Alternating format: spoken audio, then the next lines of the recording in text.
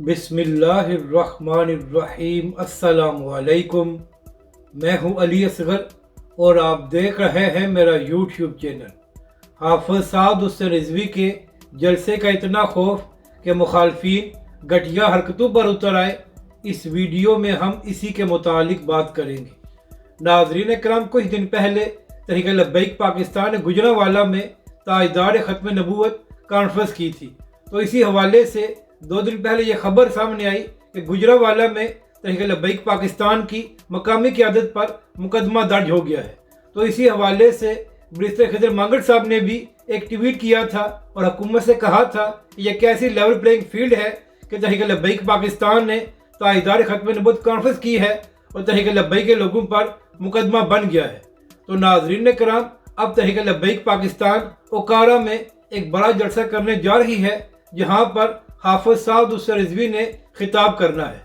तो नाज़रीन कराम, इस जलसे के हवाले से भी एक खबर सामने आई है और वहां पर तहरीक लब्बैक के मुखालफीन ने इतनी घटिया हरकत की है कि तहरीक लब्बैक पाकिस्तान यूसी के जो अमीर हैं उनके घर के बाहर फायरिंग कराई गई है। यानी कि नाज़रीन कराम, वहां पर तहरीक लब्बैक पाकिस्तान की मकामी क़यादत पर प्रेशर डाला जा रहा है ताकि तहरीक लब्बैक पाकिस्तान ये जलसा ना करे या वहां पर हाफिज साद हुसैन रिजवी खिताब करने के लिए ना आए।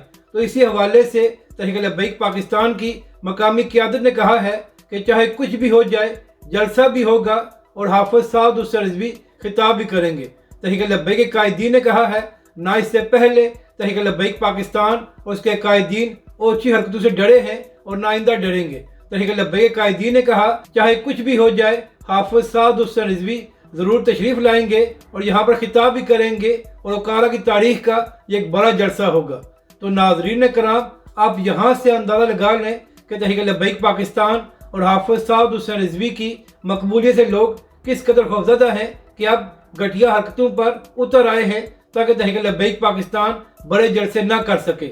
अपनी राय का ज़रूर इज़हार करें कि आपको ये वीडियो कैसी लगी और हमारे इस चैनल को भी सब्सक्राइब करें।